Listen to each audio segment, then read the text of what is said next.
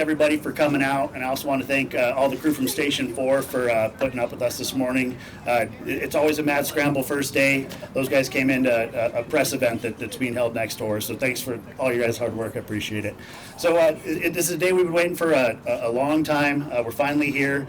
And I just did want to acknowledge a couple of things that every new station we build, it's just a building without trucks and people to staff them. So I did want to mention we have engine 22 over here. It's a brand new truck. It's going to be pushed in here in the next couple of weeks. That's going up to the far northwest side of the city. Engine 4, this truck is a 2016. It's already due for replacement. Truck's been ordered, and we're keeping up the replacement schedules and keeping trucks in service in time when departments all over the nation are struggling just to keep trucks in service. So we're trying to stay ahead of the game here. We're doing a good job. Heavy Rescue Squad 2 behind me here. This is actually our reserve unit. We're lucky enough here that we have a backup unit for our heavy rescue, which is getting serviced right now. So lots of good things happening with that. Thanks again for coming on out, and I'm going to turn over to the mayor. All right. All right, thanks, everybody. Give him a round of applause. Loves his apparatus. So, I was thinking about just what all this particular groundbreaking represents. And, first and foremost, for the men and women in fire, thank you for the work that you do each and every day. That's where we should start.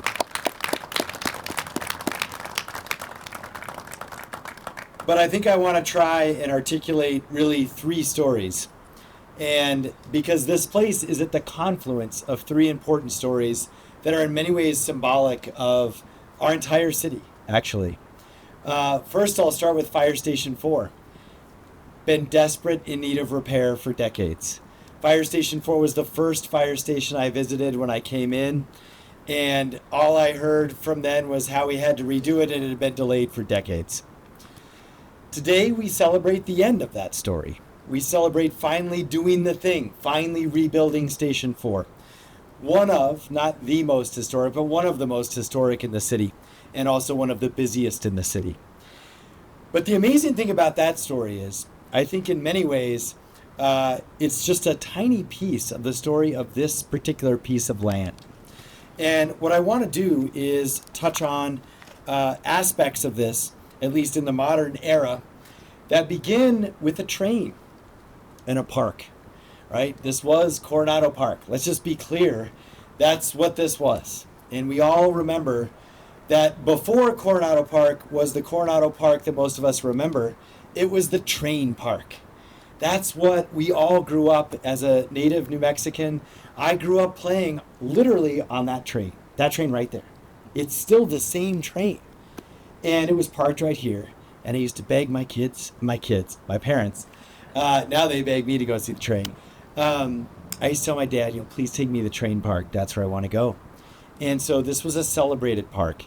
And there's a story behind the park and the train.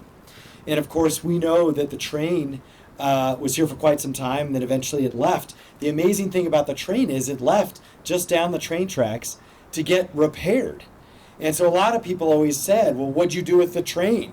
As if like a politician took the train away.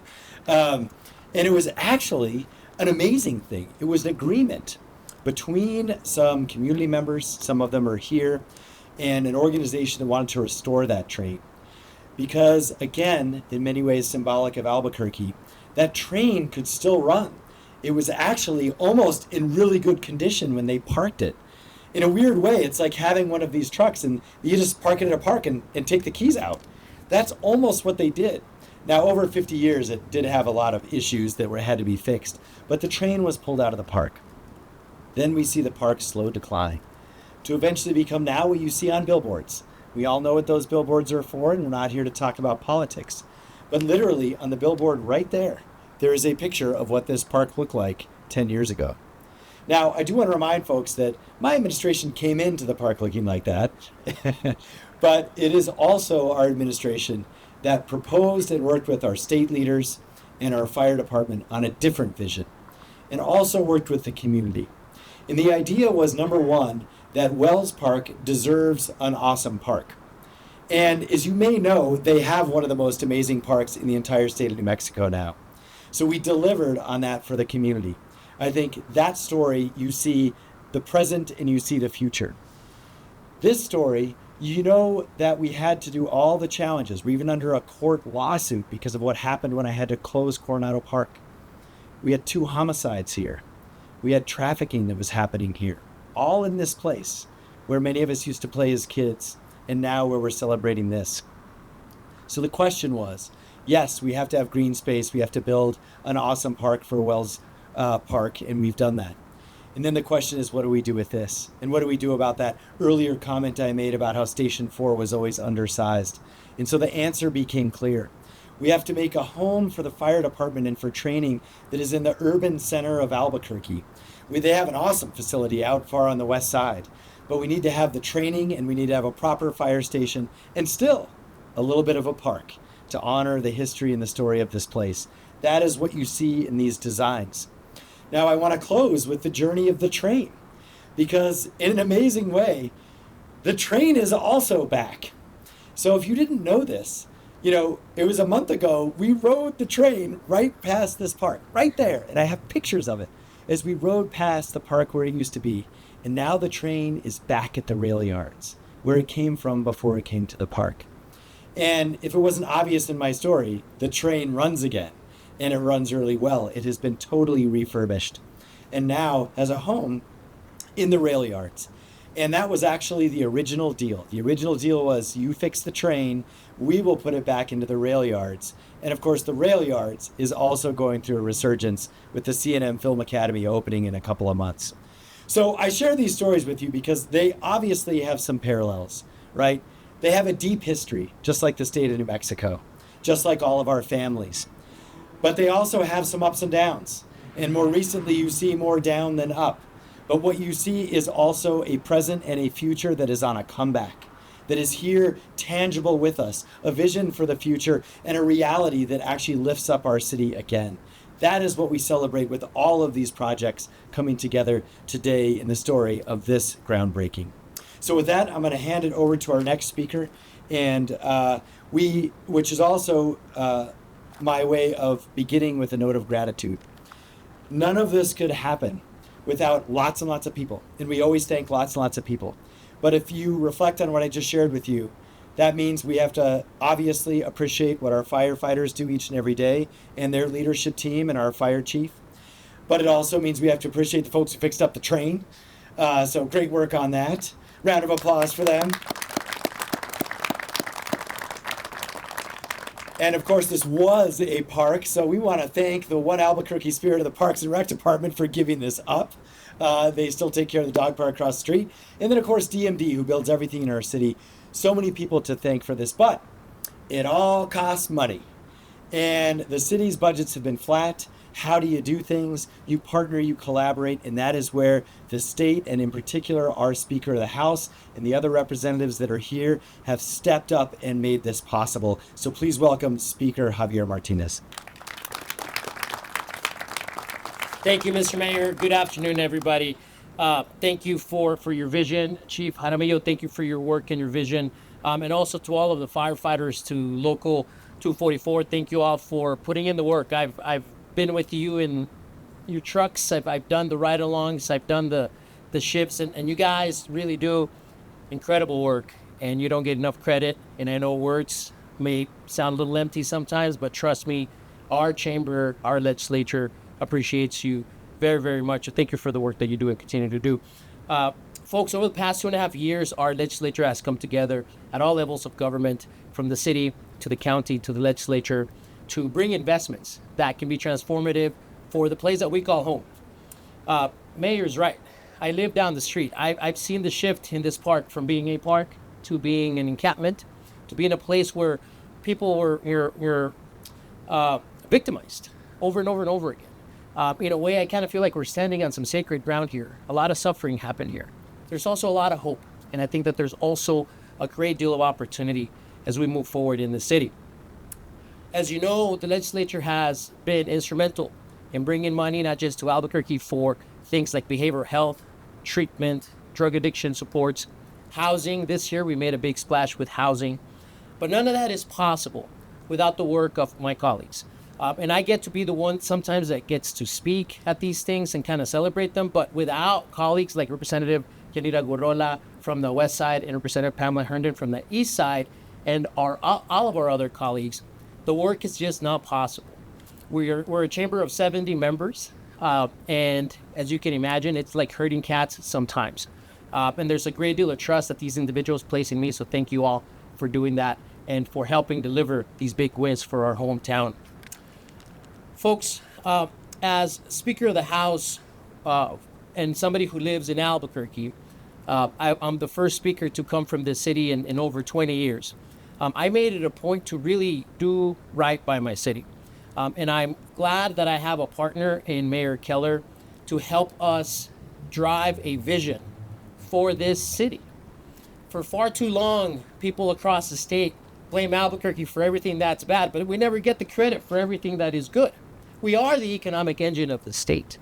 We are the place where ideas, where entrepreneurship, where ganas come together. It's right here.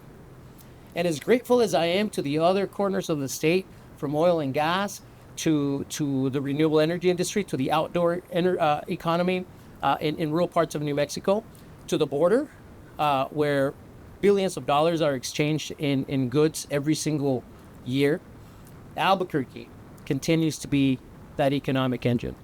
And as long as you keep sending us back, we're going to keep bringing home the resources that we need to help transform and shape the city that we want to see, not just for ourselves, but most importantly for our children and our grandchildren. So thank you all very much. Thank you, Mr. Mayor. We appreciate the opportunity to be here and celebrate with you. And next, I'd like to introduce our Director of Metropolitan Development, Jennifer Chance.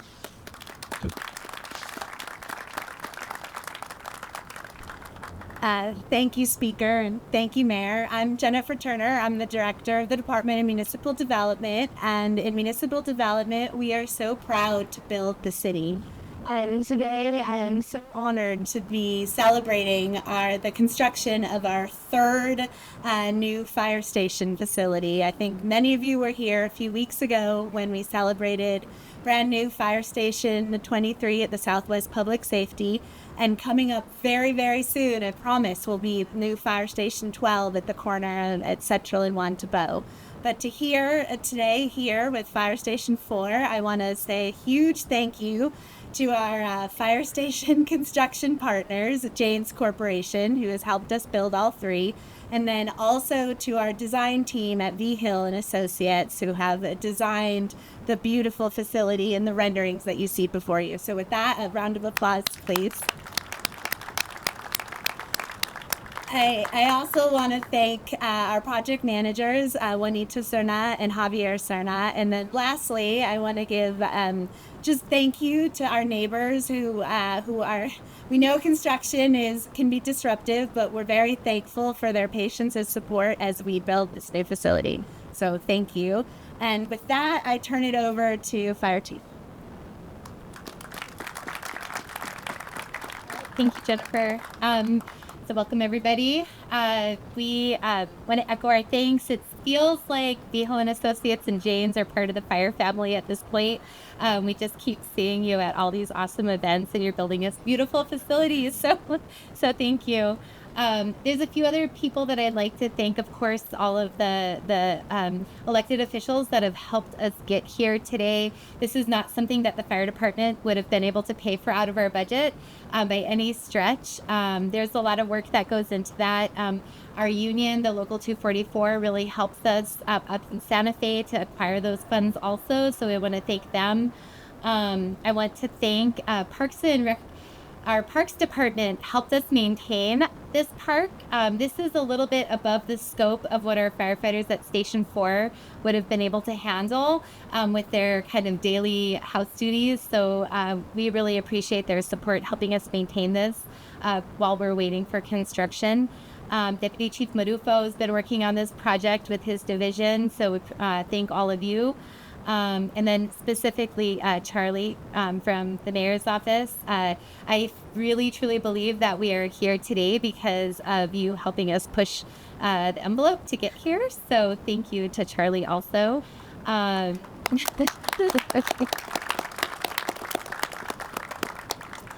And then, of course, thank you to Mayor and counselors and everybody that's helped support us get here. So I was actually assigned to Station 4 as a probationary firefighter in 2005.